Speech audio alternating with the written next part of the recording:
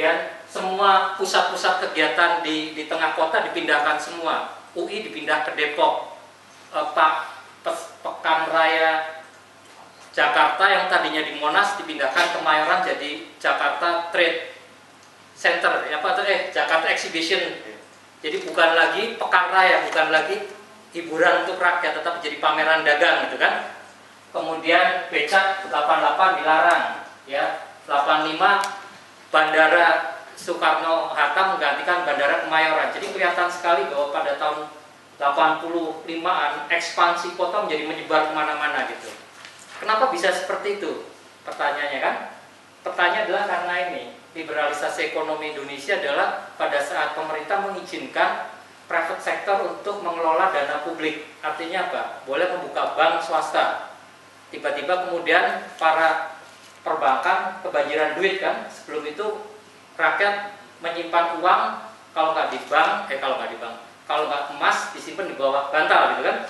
Sekarang dengan buka ada bank, tiba-tiba perbankan mendapat uang sedemikian banyak, termasuk yang punya UPH ini kan, Lipo. Tiba dia jadi kaya, dia bikin bukan tiba-tiba jadi kaya, sudah kaya jadi tambah kaya lagi kan, sehingga bingung uangnya untuk apa. Dan properti adalah syarat satu-satunya, atau bukan syarat, tapi salah satu spasial, salah satu pemutaran modal yang sangat menarik. Anda bisa bayangkan dulu Lipo bayar tanahnya dijual nggak lebih dari 5.000, 10.000 meter persegi kan, ya. Tahun berapa? Tahun sekitar 90-an. Dalam waktu 20 tahun sekarang di sini berapa? 10 juta, 12 juta nilai dari tanah di sini gitu.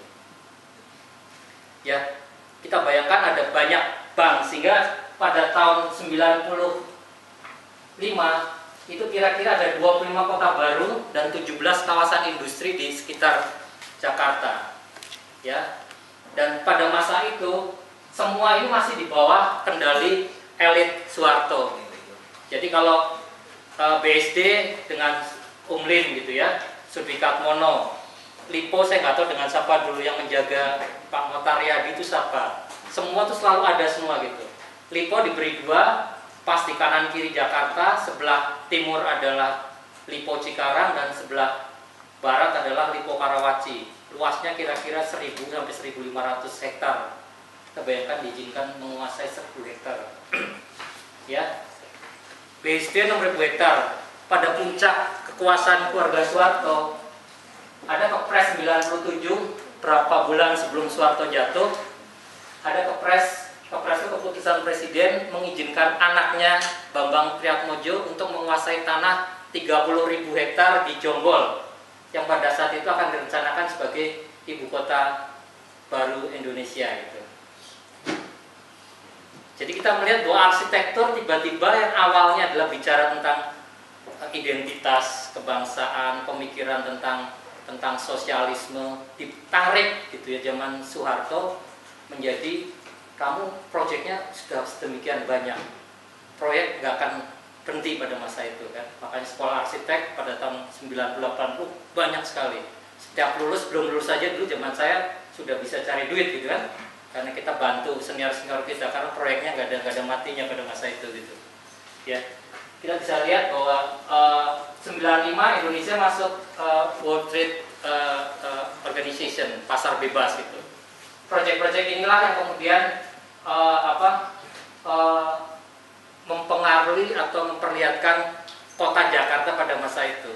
Pusat kota Jakarta pada saat itu selalu ditinggalkan, ya. Semua orang pada saat itu kalau ditanya mau tinggal di mana atau mau beli rumah di mana, kalau nggak di Bintaro, BSD, Lipo, gitu ya, karena dianggap tinggal di alam yang terbuka, masih bisa ada kicau burung gitu kan. Kan kalau kita lihat iklan pada tahun 80-90 sebenarnya seperti itu kan, Garden City, kota tropis segala macam. Kemudian 98 Soeharto jatuh. Nah ini pertanyaan yang menarik. Setelah Soeharto jatuh, apa yang terjadi gitu? Kita membayangkan pada saat Soeharto jatuh, dulu kan dia sangat represif, megang kekuasaan gitu ya. Apa yang terjadi pada saat Soeharto jatuh? Ini pertanyaan yang sekarang jadi pertanyaan besar, apakah kita menjadi lebih baik atau kita lebih buruk gitu ya. Apakah arsitekturnya lebih baik atau lebih buruk? Saya akan terus. Tahun berapa? 90 sudah 8,5 juta. Tahun 2000 sebenarnya sudah mulai stabil penduduk Jakarta, jadi sudah nggak tambah lagi. Tambahnya kemana? Ke pinggiran kotanya kan, Tangerang, Depok, Bekasi dan macam-macam. Nah, Sutioso 97 dia dipilih atau ditunjuk sebagai gubernur, dan selama 10 tahun 97-2007 Sutioso jadi orang yang paling berkuasa di Jakarta. Sebabnya kenapa? Sebabnya udah nggak ada Soeharto kan, presidennya ganti terus, presidennya sibuk dengan dirinya sendiri atau dengan partainya sendiri. Ada Habibie, Gus Dur, Megawati, baru kemudian SBY di akhir-akhir jabatan dia. Apa yang dihasilkan Sutioso di masa periode itu? Ada sekitar 3 juta meter persegi ruang shopping mall atau pusat perbelanjaan. Ada istilah back to the city. 98 membuat kota-kota baru agak turun sebentar kan, karena kemudian masalah keamanan macam-macam gitu, membuat orang kemudian balik ke Jakarta. Back to the city itu menghasilkan ada 20.000 unit apartemen, bandingkan dengan Lipo selama 15 tahun tidak lebih dari 10.000 unit rumah yang dibangun. Agung Podomoro dalam waktu 5 tahun dia bisa membangun sekitar 20-30.000 unit rumah, unit apartemen bukan rumah ya, di tanah yang sangat kecil dibandingkan dengan. Jadi Agung Podomoro penguasaan tanahnya nggak lebih dari 100 hektar, 50 hektar, tapi produksi unitnya sedemikian besar gitu. Arsitektur gimana? Arsitektur asik lagi dengan proyek-proyek ini kan, ya. Apalagi Back to the City. Kemudian 2007 Posibowo menggantikan Sutioso, dan ini dia jadi korbannya kan. Apa yang jelek zaman Sutioso, macet, banjir, mal di mana-mana, bangunan di mana-mana dilimpahkan kepada dia kan. Makanya pada saat Jokowi datang, tiba-tiba kita seperti punya, ada sesuatu yang baru gitu, walaupun kita sebenarnya belum yakin benar apakah Jokowi menyelesaikan masalah atau tidak. Tapi dari sini mulai muncul apa yang kita kenal shopping center, ada Back to the City, muncul kemudian dengan yang kita sebut sebagai super block. Nanti ada gambar berikutnya. Ada 10 super block di Jakarta. Dalam arti proyek-proyek skala besar yang mencampurkan apa aja yang kamu inginkan oleh developer, silahkan pemerintah ikut campur. Ya. Jadi ini kira-kira timeline atau kronologi dari Jakarta 45 sampai 2010. Jadi ada 3 tahap, 3 periode yang muncul atau yang terjadi dalam masa itu. Nah, ini penduduk saya kira saya akan terus saja, tapi yang jelas bahwa penduduk Jakarta sudah minus sebenarnya angka pertumbuhannya. Tetapi kebalikannya yang di sekitarnya itu menjadi sangat padat sekali gitu ya. Nah, saya mau masuk sekarang lebih ke gambar ini. Peta tahun, jadi sebelum Indonesia merdeka nih, tahun sekitar 30-an kalau nggak salah peta ini. Ya, ini masih ada Walter Freden, masih sebagai tempat latihan untuk perang, ya, tentara berbaris, bukan Monas yang seperti sekarang. Menteng sudah ada, jalannya tapi dia ke arahnya sini kan. Ini adalah jalan Matraman, di sini Jatinegara. Kalau ke timur menuju ke Bekasi, ke selatan menuju ke Bogor. Ini adalah aksis awal dari Jakarta, ya. Kemudian ini tahun kalau nggak salah 60-an, karena sudah muncul Senayan, Kebayoran Baru, ya. Jadi kita lihat bahwa perkembangan Jakarta antara orang bule, orang Eropa dengan orang Asia itu selalu berjejeran. Sekitarnya sebenarnya adalah kampung pribumi gitu ya. Waktu 16 antara kota dengan Glodok. Kemudian pada saat mereka pindah ke daerah Koningsplein ya, daerah sini. Kemudian quarter dari Asia pindah ke daerah Pasar Baru ya. Tapi yang menarik di sini adalah jalur kereta apinya. Ini jalur kereta api 60. Kita bayangkan pada masa itu semua daerah-daerah yang tertata itu selalu dihubungkan dengan stasiun kereta api. Ya, jadi kalau kita lihat di sini, ini Gambir kan? Kalau di sini Juanda, ya. Kalau di sini adalah Dukuh Atas, di sini adalah Gondangdia dan Cikini. Jadi kita bisa lihat bahwa daerah-daerah permukiman atau perumahan pada masa itu semua sangat tertata dan sangat terjangkau dengan angkutan umum. Ya, jadi seperti kalian di Eropa kemana-mana jalan kaki ke kereta api gitu kan, nggak seperti sekarang.